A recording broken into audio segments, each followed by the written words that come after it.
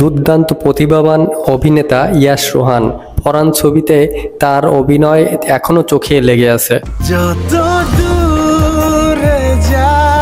ইয়াশ রোহান আসলে নামটা শুনলে যে কেউ মনে করবে যে এটা মুসলিম কোনো অভিনেতা, কিন্তু তার এই নামেই কি তার কাল হলো?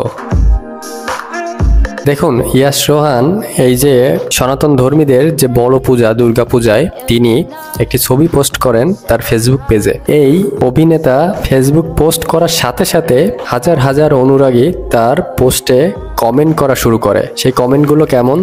একজন বলেছে যে আপনি হিন্দু, এটা আগে জানলে আপনার নাটক কখনোই দেখতাম না। আরেকজন বলেছে আপনার নাটক আমরা বয়কট করলাম। আরেকজন বলেছে যে আপনি হিন্দু, আপনি কেন নাটক করবেন? এবং আরো অনেকেই অনেক ধরনের কমেন্ট করেছেন। আবার অনেকে তার শুভকামনা জানিয়েছেন এবং অনেকে তার শুভেচ্ছা জানিয়েছেন, এবং অনেকে যারা এই ধরনের কমেন্ট করেছে তাদের বিপক্ষেও কথা বলেছেন যে অভিনয় দিকটা সম্পূর্ণ ভিন্ন, আর আপনারা যে ধর্ম নিয়ে অভিনয়ের ভিতরে টানতেছেন সেটা সম্পূর্ণ ভিন্ন, এটা অনেকেই বলেছেন।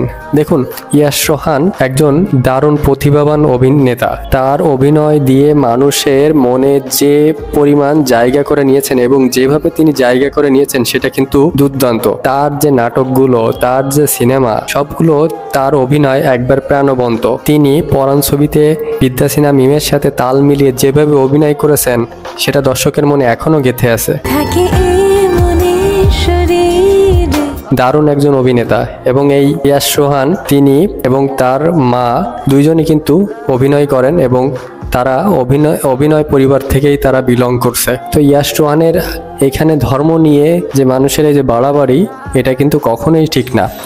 এই যে দর্শকরা ধর্ম নিয়ে বিভিন্ন সময় আমাদের বিনোদন জগতের তারকা থেকে ক্রিকেট জগৎ তারকাদের বিভিন্ন সময় যে কথাগুলো বলেন সেটা আসলে একটা নেতিবাচক কথা। এমন কথা কখনোই একটা দর্শক প্রেমীদের কাছ থেকে আশা করা যায় না। ইয়াশ রোহানের জন্য অবশ্যই শুভকামনা। আপনার কাছে কি মনে হয় ইয়াশ রোহান কেমন অভিনয় করে অবশ্যই জানাবেন, এবং এই কমেন্ট যারা করেছে এমন তাদের ব্যাপারে কিছু অবশ্যই বলবেন। ধন্যবাদ।